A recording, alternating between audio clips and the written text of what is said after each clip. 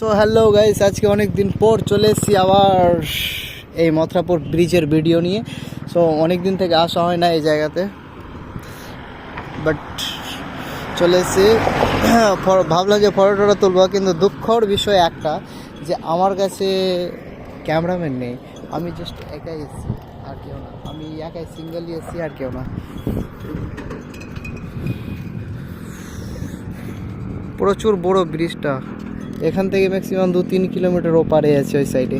আর এই যে নদীটা গেছে, এটা বিহার থেকে আছে ম্যাক্সিমাম, ভাই বিহার থেকে সেট আছে মনে হয় এই নদীটা।